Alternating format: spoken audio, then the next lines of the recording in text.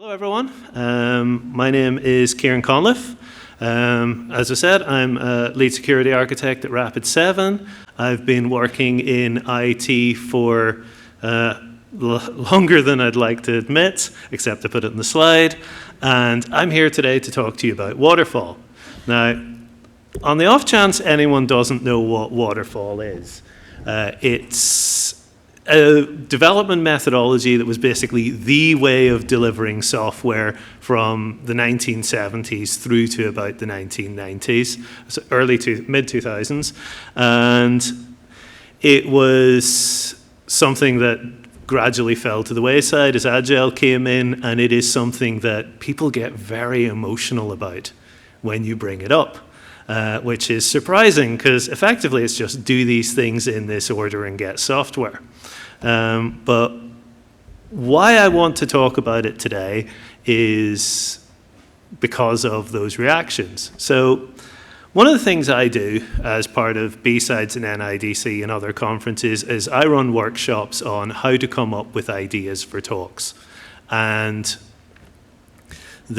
one of the tips I give people for coming up with ideas is if you hear something and you instinctively go, that's not right, that usually means there's something there you can turn into a talk if you think about it enough. Last year here at NIDC, Martin McLarnon gave a great talk about test-driven development, and at the end of it, I heard someone in the row in front of me say to his friend, well, people at work are big into TDD, but I don't know, always seemed a bit waterfall to me. And immediately went like, what? No. And then I started thinking about, well, A, about why that was wrong, but also B, why was someone using waterfall in this way? And I realized he wasn't using waterfall to mean the development methodology. He was using waterfall as, to quote Ali Mashadi, a catch-all term to absorb the blame, because that's what waterfall has turned into. Incidentally, Ali wrote this after going around a bunch of museums in post-USSR Europe, and his observation was the way those museums talked about socialism was not as a political philosophy, but as just the bad way things used to be, and that's how people talk about waterfall. I thought he might have been exaggerating a little until I went on to Medium and saw this headline and went, oh, okay, no, I think he's nailed it. But why is it that waterfall has become this term? Why is it about this rigid, not particularly fun and exciting, but relatively inoffensive way of delivering software that has left this massive scar on the psyche of our industry so that the word itself has become verboten? And that's what I want to talk about today. So I'm going to talk a bit about where waterfall came from, how it was actually used, and then where it all went wrong for waterfall and for the industry. I think you can't understand something unless you understand its history. So that's what I'm going to talk about first, is where waterfall came from. And waterfall has its origins in the origins of our industry. And to give you a window into what those origins were like, I want to quickly talk about these two people. So the man on the left is Edsger Dijkstra, very early pioneer of computer programming, so early that when he got married in 1957, he wrote computer programmer on his marriage documents, and the Dutch government said that's not a real job, which very forward thinking of them. But so he had to write mathematician instead, because he came from a mathematical background, and that was the approach he took to computer programming, that you could define problems, come up with solutions, put the solution into code, and have something that was effectively an equation in code form. And this field became known as computer science. The woman on the right is Grace Hopper, another titan of the early industry. She was the first person to create a compiler that would take human-readable code and turn it into machine code. And more impressive, she was the first person to even think of doing this. And she actually got a bunch of pushback from people who were like, why are you doing that? What's the point? But Grace was a pragmatist. She had a very sort of straightforward approach to how you create programs, how you create software, which was do what works, get something right, knock it into shape. And her approach was what became known as software engineering. Dijkstra actually hated software engineering. He described it as the last resort of those who cannot program. But this gives you an idea of, like, this was sort of the dichotomy at the start of the software industry. And really, it's a mentality that sort of resonated down. This idea of originating from Dijkstra that you could define a problem at the start and then and execute on it perfectly, and it would just work. Also in the 1950s, 1956, Herbert Bennington presented this at a conference. This is the first ever documented model for software development. And there's a few things on here that are really interesting. The first, which isn't relevant to the talk, but I have to point it out, is the 4 different types of testing that he's suggesting in 1956 almost perfectly parallel modern testing practice. You have your unit testing, you have your integration testing, smoke testing, and UAT. So that's quite cool. But more relevant is if you look in the top left, you'll see machine specification. And that is there because back in those days, you would not have standardized hardware. You would create hardware in order to run your system on it. And designing that was part of creating the system. So as you can imagine, this meant you had to do a lot of upfront thinking because it's a lot harder to rewire a machine if it turns out you got it wrong. So that was part of the constraints on people at the time.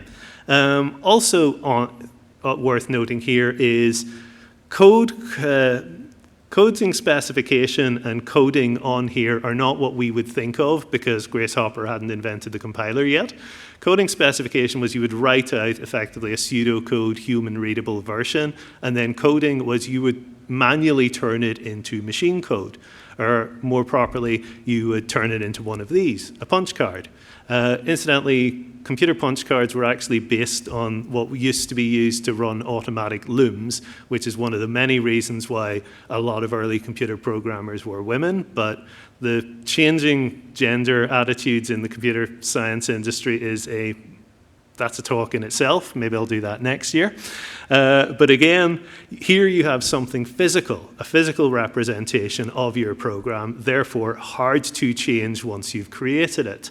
So that is why people naturally gravitated towards these more rigid upfront models, such as waterfall. This is the original waterfall diagram. Winston Royce had it in a paper in 1970, and he never uses the phrase waterfall in the paper. He also spends most of the paper arguing why this is a stupid way to think you can create software because it'll never work out. And this is actually the model that he comes up with at the end of the paper. I'm not going to get into this, but I do recommend digging that paper out and having a read through it if you're interested, because it's fun. But this is the one that stuck. And this is, by 1976, this was known as the waterfall process. The first documented use of it is in a paper by Thomas Bell and T.A. Taylor. But the way they use it makes it sound like it was just what the industry had decided to call it. Their paper, incidentally, was about requirements engineering. I put in a slide for requirements engineering because I thought it was hilarious that someone would put a painting of the Tower of Babel on the cover of a book about requirements engineering, so I had to get it in somewhere. But why waterfall became so much the standard was, again, down to the constraints of the time. Because back in those days, and up until the mid-2000s or so, if you were building software, you were building 2 types of software. You were building an application that would be put on physical media and installed on someone's machine, or sold in a shop and installed on someone's machine. So there was no internet for patching. There was usually no extra versions. What you put out there had to work.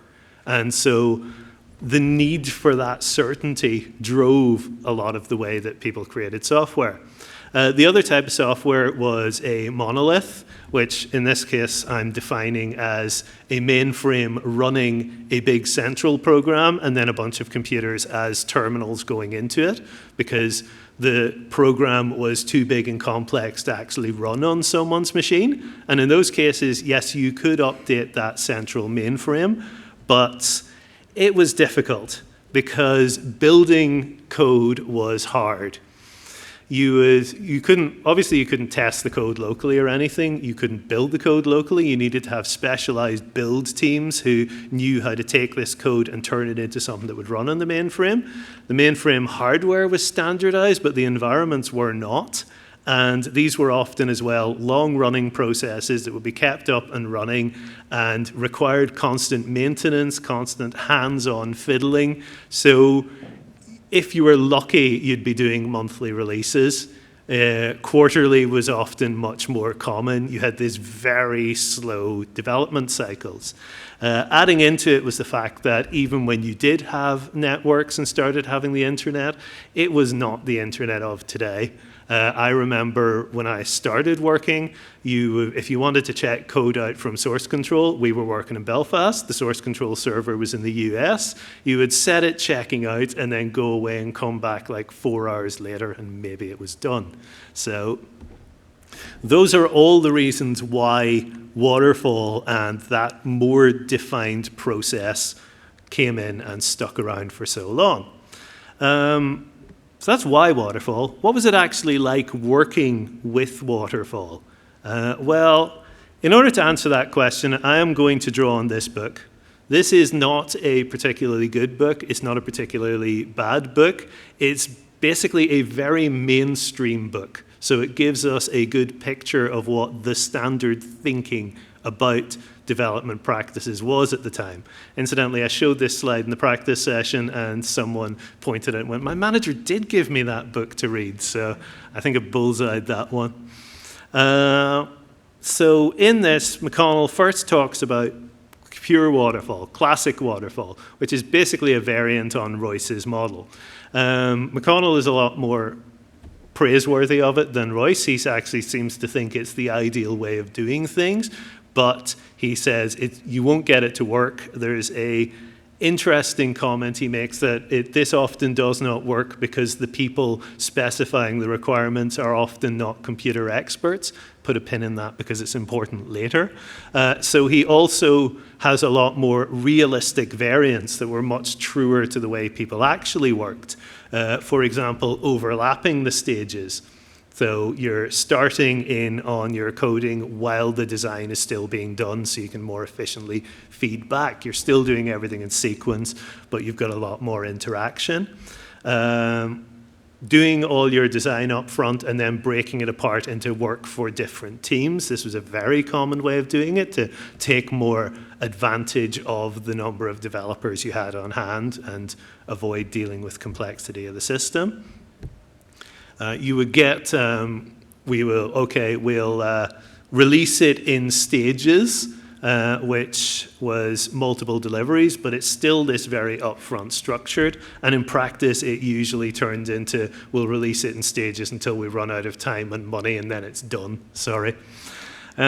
He does mention some alternatives to waterfall. This is what he thinks of empowered engineering teams solving the problems on their own. You can tell from this he has a bit of contempt for that, but he actually describes it as dangerous. And he describes it as dangerous because of the risk of rework. And again, the idea of rework and having to go back and start over was just anathema at the time. He has the spiral model, which is an early attempt at iterative development that died in its arse because it's almost impossible to read the diagram, in my opinion. So I won't get into this too much more. It feels like it's sort of like an attempt to do waterfall, but with prototyping. And then you get evolutionary delivery, which is the closest to modern Agile practices, but again, all the thinking is done up front.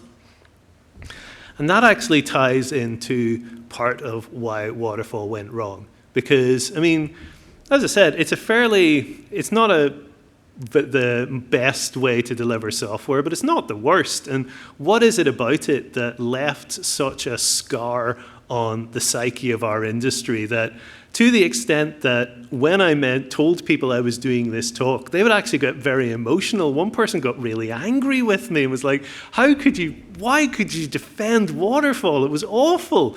And like, there's a lot of emotional energy there. And where does it come from? Well, I find the answer in a concept that is not something people talk about in our industry, but I think they should: authority gradients.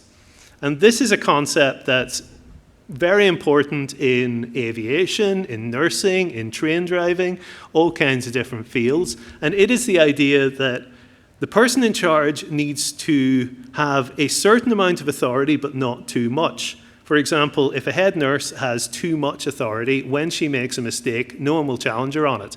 And no one will point it out because they're all afraid to. But if she doesn't have enough authority, then people won't act with enough urgency when she tells them to do things. So you have to find that balance of the right level of authority. And managing that is a huge part of being a leader in those fields. Incidentally, I found out about this, as I said, outside IT. I listen to a lot of engineering podcasts and other podcasts and things because I think it gives us a big insight into other types of thinking. I found out about this on Peter Hornfeld's Mentor Pilot channel on YouTube, which is effectively, he does blameless post-mortems of aviation incidents, not necessarily accidents, but also cases where things almost went wrong. But it's all based around, here's what the industry learned from it, here's the larger impact. So if that is interesting to you, then check that out. And again, as I said, I felt obliged to give him a plug because this was just such an eye-opening concept for me, because it made sense of why waterfall went wrong. Because it turns out, in a waterfall flow, all the power is in the hands of the people who specify the requirements, because they're putting those down up front and everyone else is having to follow through on them. What that meant in practice was the people in authority seized the power of specifying requirements for themselves. And they went like, yeah, no, this is something senior people do. This is an expression of our authority. And that led to a whole bunch of toxic practices. The most obvious being that once the requirements were done, then there was no changing them. You had to do them. Even if the requirements weren't realistic, you were expected to execute on them. My favorite example of this is years ago, I was working on an online customer service website, and along with a few people I can see in the audience, actually. And the mock-ups would be done in Internet Explorer, because that's what was used as the in-house browser. But the customers would be using whatever browser they had, so we tested across all different browsers. And we got reported as a defect that, hey, in Google Chrome, the frames are wrong. They don't look like the mock-ups. The reason was, in Google Chrome, would render frames with rounded corners, and IE did it with sharp corners. And we were just like, that's just the way the browser does it. But we got told, no, it's not the requirements. You have to follow the requirements exactly. To the extent that Mike O'Reilly, who I work with, just coded a custom CSS frame that had a little picture of a square corner that would just drop it in there to match the requirements. Even though it was like completely pointless, but you couldn't challenge them. And that also fed through into testing, because another common practice was, okay, we've got the requirements are absolute, let's create the tests based entirely off the requirements, have them sit in isolation while you're developing the thing, never go back and revise them, and then at the end, have some poor offshore team be given the tests as a script and have to go through your application and find any slight variance. And this led to testing being an incredible source of stress for people, because you never knew what was going to come back from these. A lot of times it was weird, pointless, false positives, but you'd have to spend all your time arguing, no, this isn't, here's why, and that was things like the corners issue. And again, as well, you had this idea of like, because testing was a separate function, testing had to justify itself by finding defects. So they were incentivized to call out anything that even looked like a defect. And if you did want to go back and change your requirements, then you were into change control.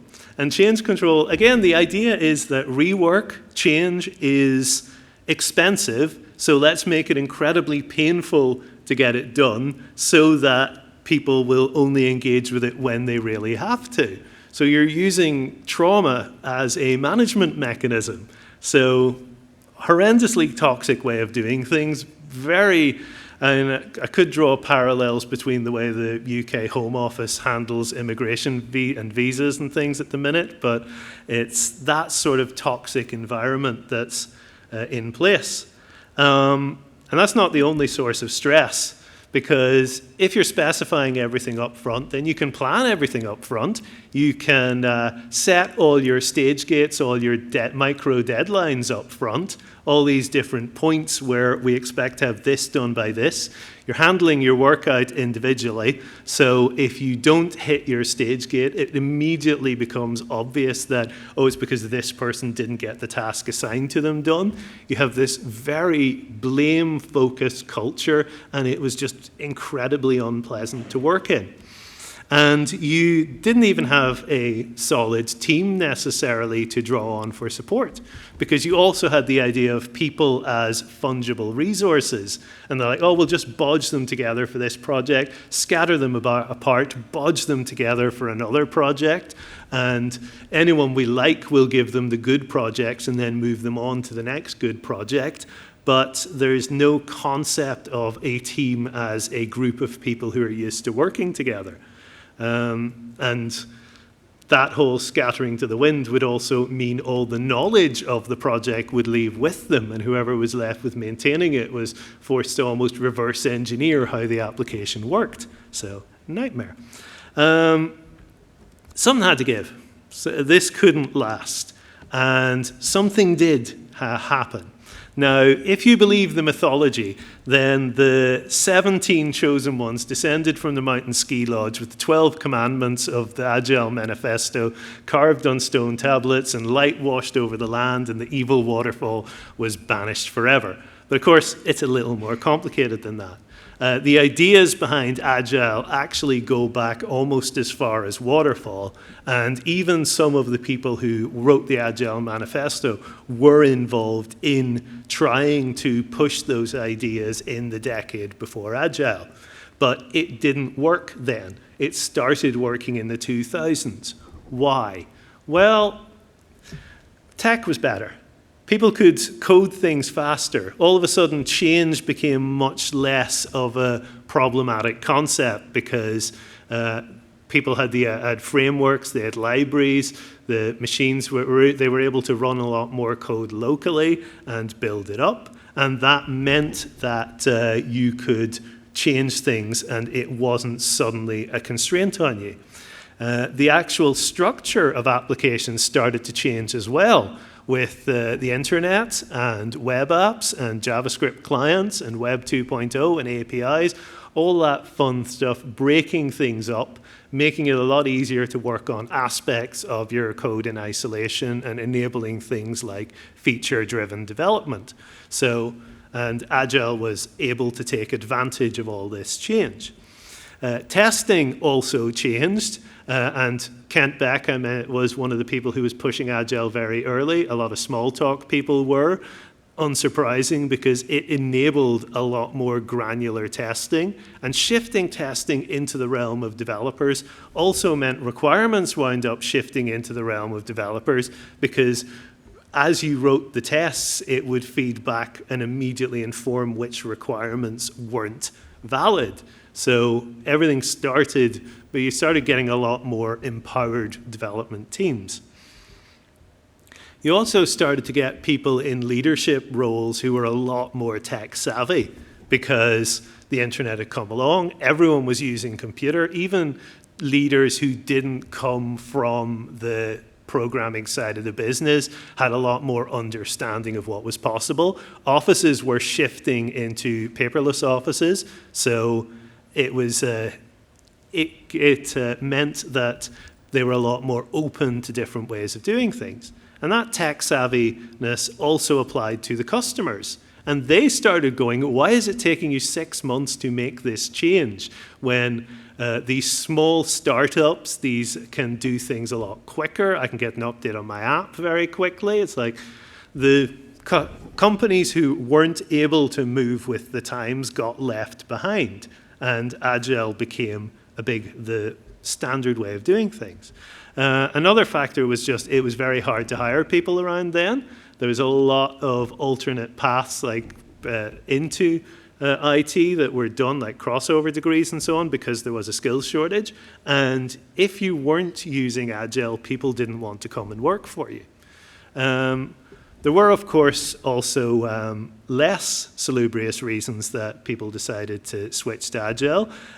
Specifically the idea that, oh, it'll be cheaper. We'll get more done with less. The teams are self-managing. We can fire all our managers. Now, people very quickly realize that that doesn't stop the management work needing to be done, and the developers don't want to do it, so they wind up having to hire them back. But it was a big factor in why Agile took off with the less tech-savvy side of people. And that is a part of the fact that Agile didn't magically fix everything.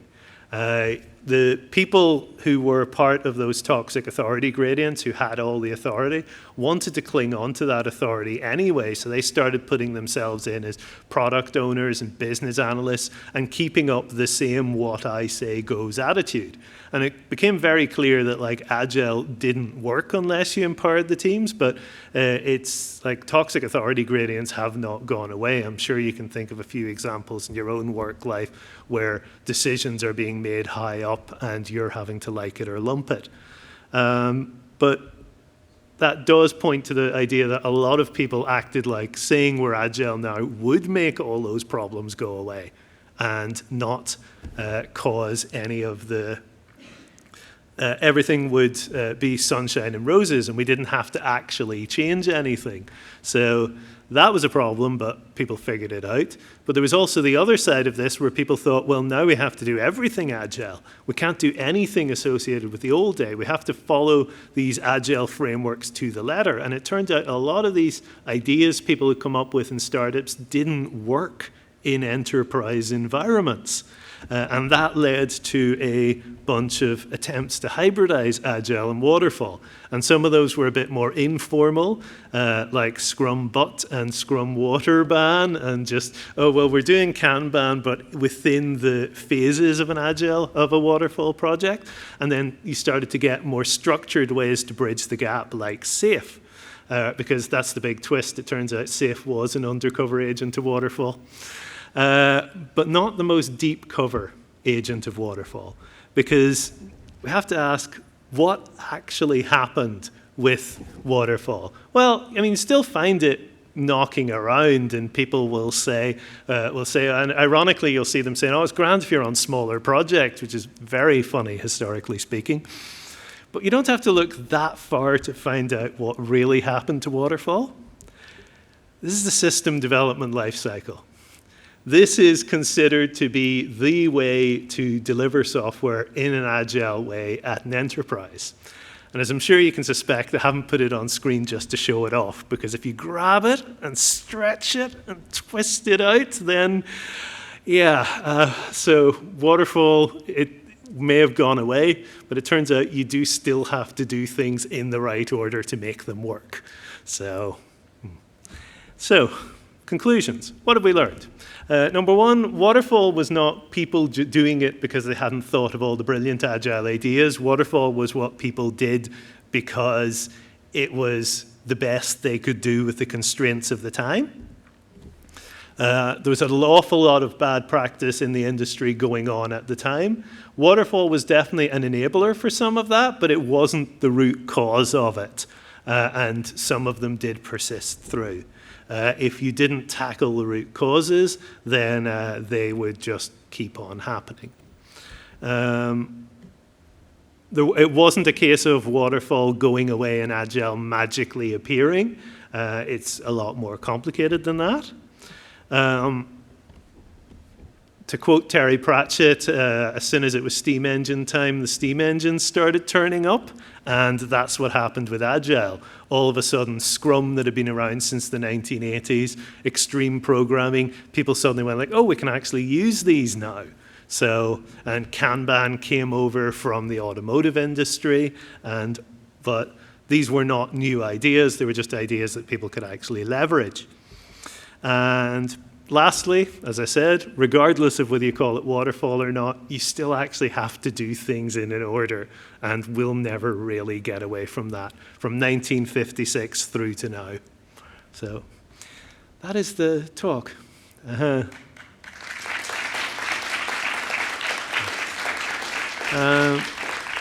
Do we have time for any questions? Yeah, we have 15 minutes here for questions. So myself and Lucy, we both have roving mics. So anyone in the audience has any questions, feel free to put your hand up and one of us will come around to you. I know you're just all processing that.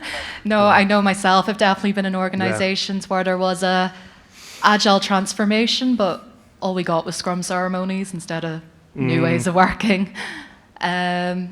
Oh, yeah, and I was actually having a conversation before the talk about how some of those old mainframes and monoliths haven't really gone away. There's like things from the 90s and 80s running in basements and no one's allowed to touch them because no one knows how to fix them. So, yeah.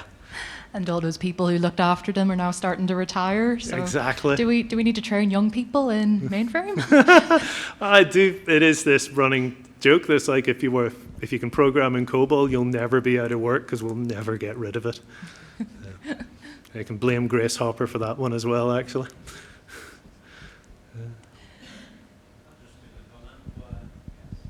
Oh yeah, comments are fine. Well, it's not a question or a comment or an observation. I work in medical technology. Mm-hmm. And then there's a very nice challenge of trying to be, not too rigid while meeting the the need for regulatory, where they do demand that you have your requirement design input and that you test all of them. And there is a kind of quite a challenge to actually bring that together in a way that actually make progress, control, and is not too waterfall. So I think your point of doing things in order, and even there you need to actually come to some kind of a way where you still have defined what you're doing. Even if sometimes you end up documenting, you can use a kind of a agile style and document as you go, but you still need to have then your evidence after that to submit to the regulator. Oh, exactly, and I think it is a balancing act for a lot of companies, especially companies that started out as startups and sort of grew into enterprise companies, wanting to maintain that like agile mindset, but all of a sudden having to comply with these audit regulations or having to coordinate things across a whole bunch of business units. So yeah, it gets messy. So. Oh, cool. We have one more question at the front here. Yep. I think you're a little bit unfair on waterfall. I think that the point you make about there's no hard divide and things need to happen is more accurate, because there are still bits of our industry where you do need to do a bunch of thinking up front, whether it's for a regulatory situation or I spend a lot of my time in hardware, and you need to plan up front what features you might have down the line, and there are timescales still involved. So it gets a bad rap. It has been used in a bad way. I have seen Agile used in as much as a hammer without all of the backup done to it to help and sort of go, we'll move from waterfall to Agile. We'll save all this money without the consideration for the physical characteristics. Even enterprise as well often needs a slower rate of change, because you cannot do fast rollouts to big enterprise customers, for example, fintech or whatever, in quite the same way. I'm not saying waterfall is all of it, but I think that the happy medium sits somewhere in between. Oh, yeah, no. Yeah, I don't know, and I think like that's part of my point really, is that like when waterfall was the be all and end all, that was because of the constraints across the place. And those constraints, as you say, have not gone away everywhere. And as the SDLC illustrates, like, you still have to do your design up front. You still have to think through these things. And like, I think that's part of the point, is that waterfall didn't actually go away. We just stopped calling it that. But yeah. Yeah, I think that's all we have time for, question-wise. Okay. Thank you again, Ciaran. Well, no, yeah, so if you enjoyed listening to me another talk. question down here. Okay, one more question. Hi, Ciaran, And then I sorry. plugged myself. So a bit of a two-parter here. So in terms of software development life cycles, so methodologies, do you believe that context matters? For example, on-prem versus cloud. Do you think that we should be looking at those differently? And then my second question is, if you were to do a greenfield project, what methodology would you be using? I think the first question sort of answers the second, because it would depend on the context. I definitely agree, and further the point other people have made, there are not Agile as a practice is rooted in this sort of like idealized world, and I think people do tend to like slam it in, especially early on with Agile, where it didn't quite fit. If you're doing something purely in the cloud, like the cloud is, it actually almost forces you to be Agile, because it has its own constraints that you can't follow those monolithic practices to an extent. You have to be ready for faster change cycles. So, but if you're dealing with on-prem stuff, and that is something like my company, for example, has to deal with, then you do have to think a bit more in terms of, this has to be good to go and solid from the moment we push it out onto a customer's machine. So yeah, I think it is definitely like, its context is everything, always. As I was saying, if you have enjoyed listening to me talk, the good news is you can do it again, because I have another talk this afternoon that is about application security in the age of vibe coding. It has robots in it. You may have seen one of those robots in an earlier slide, because I reused the picture, because I didn't know I'd be doing 2 talks. If you really like listening to me talk, I have a podcast. It is about weird Irish history every couple of weeks. And I have a lot of fun doing it. I'm told people have a lot of fun listening to it. So if you're into that sort of thing, give it a check it out. But yeah. Thank you. So next talk in here will be in 5 minutes' time, and it will be emergent complexity.